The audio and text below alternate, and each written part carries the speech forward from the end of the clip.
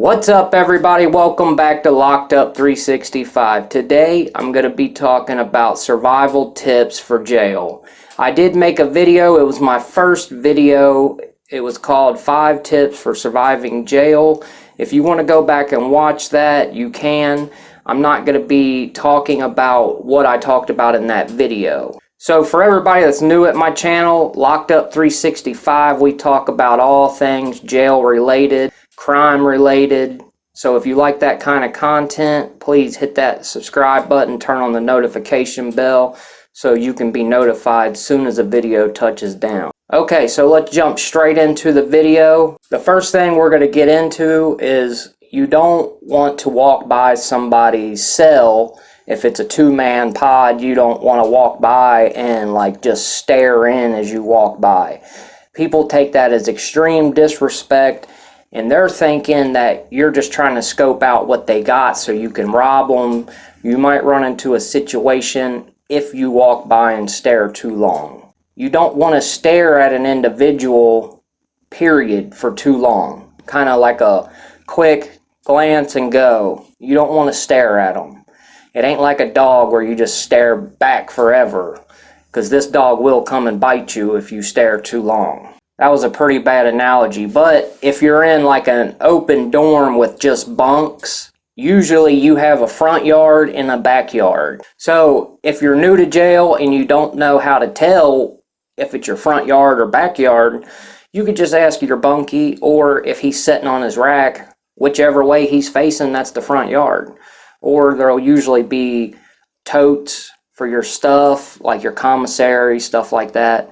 Or there'll be a little box at the bottom for your stuff. So just don't ever jump off the back, because if you jump off the bunk on the wrong side, you're landing in another man's front yard, and that's not good. That's extreme disrespect. I've seen people get into fights over jumping off on the wrong side.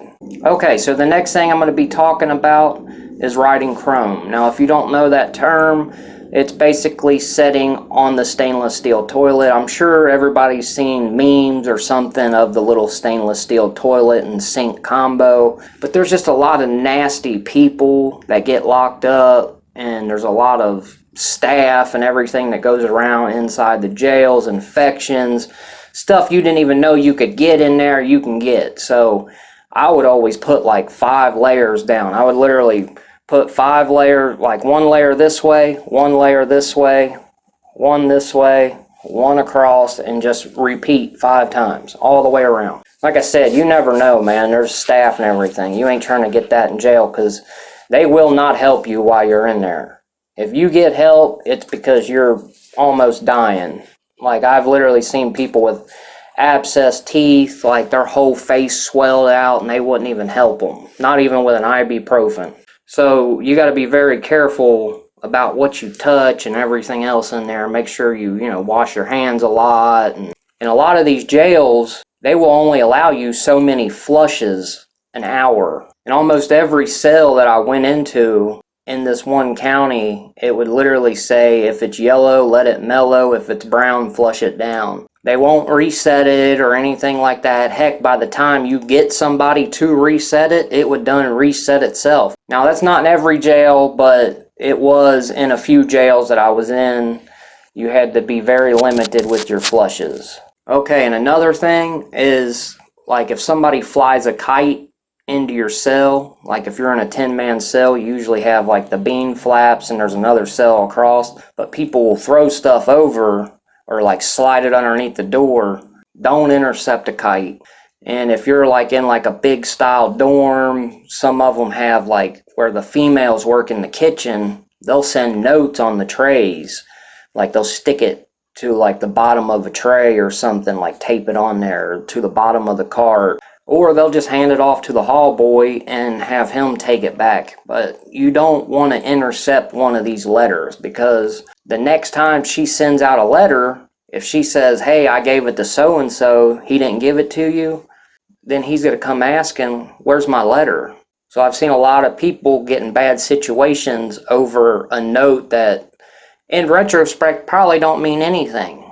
I mean, these people probably ain't meeting up when they get out anyway, but you know, to them, that's their rec. That's how they're doing their time. They're talking to each other. They're getting to know each other. Even though it might not go anywhere, it's still interaction that without it you wouldn't have. You know, you would just have your shower time. And that's going to bring me to the next one. Always wear your shower shoes in the shower. The shower is disgusting. They have a guy that cleans the shower every night. And there's a reason. It's because all day long the guy's been going in there doing their business. Sometimes it goes down the drain, sometimes it goes on the wall, which it's pretty disgusting. You got to watch where you step. Every time I went in there, I was making sure I didn't step in like a whole pool full of babies. So I would always eat breakfast and then go straight to the shower at 5 a.m. And that ain't even saying that there's not going to be stuff all over, because there is. They're not going to get all that up. Think of how many inmates cycle through the jail just in 1 year. Whether they're in there for a day or two, just that's a ton of inmates, ton of guys in there. So always wear your shower shoes. And I would clean my shower shoes off after I got done, because I didn't want to put them things like near my rack with stuff, you know, like, I don't know. I was real OCD about certain things, and cleanliness was one of them. Washing my hands was one of them. But that ain't a bad thing when you're in jail, because it's bad conditions. I literally seen people in there that didn't want to take a shower. They were so afraid of crocodiles in the shower.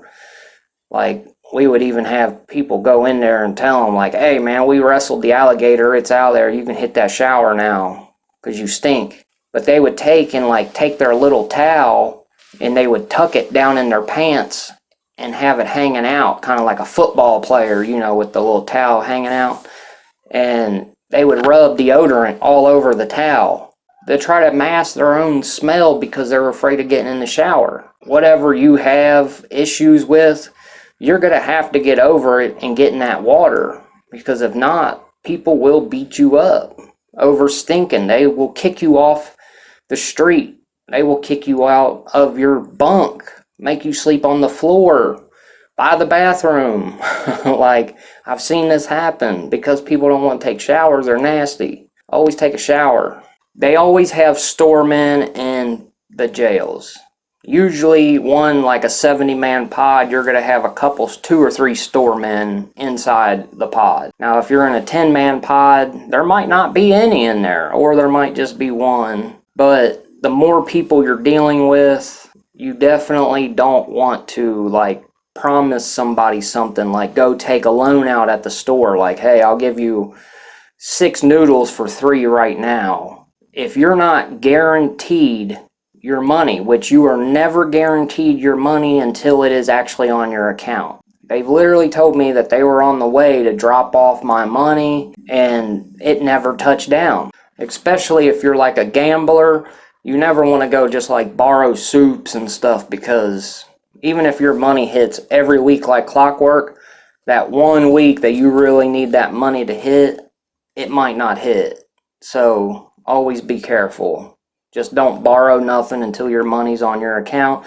Once it's on your account, you can do whatever you want. And another thing, if you see like an inmate getting treated a certain way by another inmate, kind of like punked down a little bit, like somebody's like making him wash his clothes for free, or, you know, like that inmate is doing this stuff for free and he could be getting paid for it, you know, he's kind of getting punked down a little bit. Don't think because he is getting punked down by that dude that you can go and punk him down, because I've seen people try to do that because they get the idea in their head that this guy's soft because he's doing this stuff for another person and not getting paid for it. Just because that guy is afraid of that guy and he might do that guy favors to just stay in his good graces. Or maybe he just idolizes dude. But even if he is afraid of dude, that don't mean he's going to be afraid of you. So never judge a book by its cover in jail. Like, if somebody's real quiet, don't think that they won't go into that bathroom with you, because they will. Usually it's the quiet ones you got to watch out for. Alright, that's going to wrap up this video. If you all like this video and you want to see more tips, you can check out 5 tips to survive jail. I'm going to leave the link in the description below. And if you all want to follow me on Instagram, Facebook, or become a member of my Patreon, I'm going to leave that link in the description below also. And if you haven't subscribed to my channel, go ahead and do that now. I'll keep you updated on all things jail related. Thanks for watching Locked Up 365.